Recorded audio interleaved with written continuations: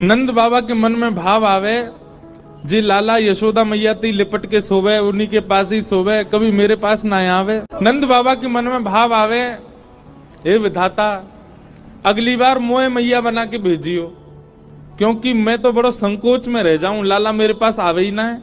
ठाकुर जी नंद बाबा की मन की बात समझ गए कि बोले बाबा यूं सोच रहे हैं लाला मेरे पास ना है सोवे, आज मैं बाबा के पास सोऊंगा। तो आज ठाकुर जी बाबा के बिस्तर में घुस गए और बोले बाबा मैं आपके पास सोऊंगा, और ठाकुर जी ने ऐसे अंक में भर लिए।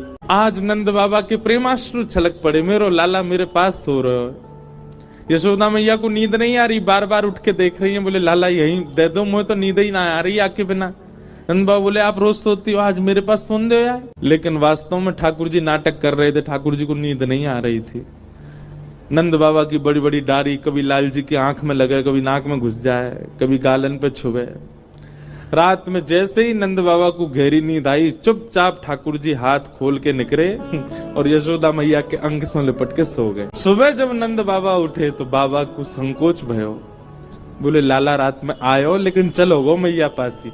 फिर सोचने लगे कि काश विधाता मैं मैया ही होता तो लाला मेरी गोद में ही रहता हूं हमेशा। ठाकुर जी को लगी बाबा को कैसे सुख दूं मैं। सो ठाकुर जी क्या करने लगे, सोते तो मैया के पास हैं, पर नंद बाबा जो दिन भर बगलबंदी पहन के रहते हैं, रात्रि में जैसे ही उसको उतार देते हैं, ठाकुर जी नंद बाबा की बगलबंदी पहन लेते हैं। अब इतने से लाला और इतनी बड़ी बगलबंदी, अब आए पहन ले सो हाथ ठाकुर जी के ऐसे लटके, नीचे नीचे हाथ लटके, नीचे बगलबंदी लटके, और नंद बाबा की बगलबंदी ही ठाकुर जी कंबल बना के ओढ़ लें, वही मई सोमे, वही मई दुबक जाए, वही के भीतर ही रहें।